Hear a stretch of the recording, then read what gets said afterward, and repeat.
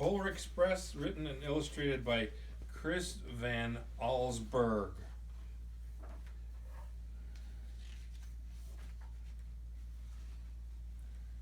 On Christmas Eve, many years ago, I quietly lay in my bed.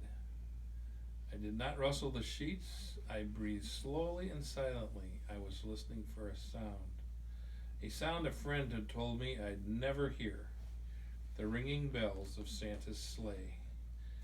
There is no Santa, my friend had insisted, but I knew he was wrong.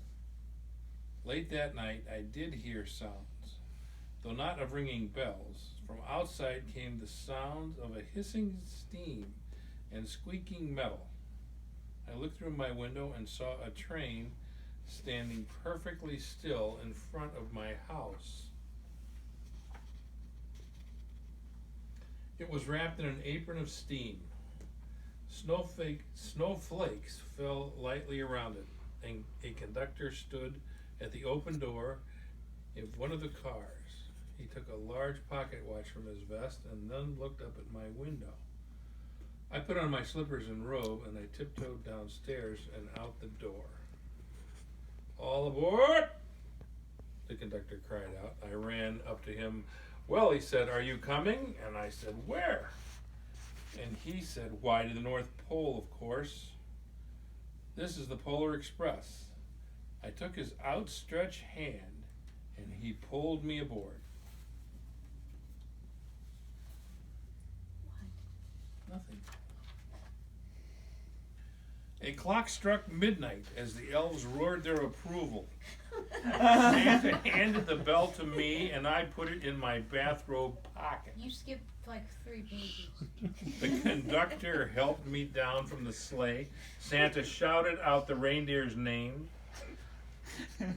Reagan and Nixon, and crapped his whip.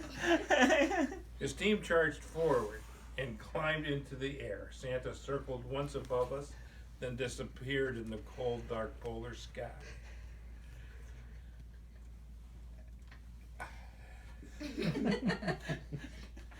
Here we are.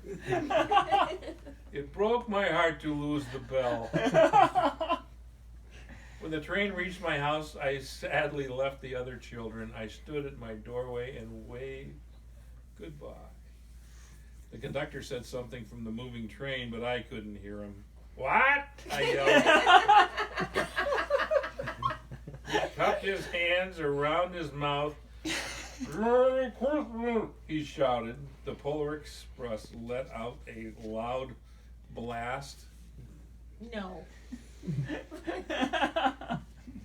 From its whistle and sped away.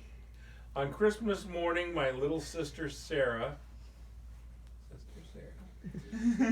and I opened our presents. When it looked as if everything had been unwrapped, Sarah found one last small box behind the tree. It had my name on it. Inside was the silver bell. There was a note. "Found this on the seat of my sleigh. Fix that hole in your pocket. Signed, Mr. C." I shook the bell. It made the most beautiful sound my sister and I had ever heard. But my mother said, "Oh, that's too bad." "Yes," said my father, "it's broken." When I'd shaken the bell, my parents had not heard the sound. At one time, most of my friends could hear the bell, but as years passed, it fell silent for all of them. Even Sarah found one Christmas that she could no longer hear its sweet sound. Though I have grown old, the bell still rings for me, as it does for all who truly believe. Could you ring that bell again, and we'll see who can hear it? I hear it. I hear it. I hear it. Oh, we all believe. And I think that might be the end. Thank you.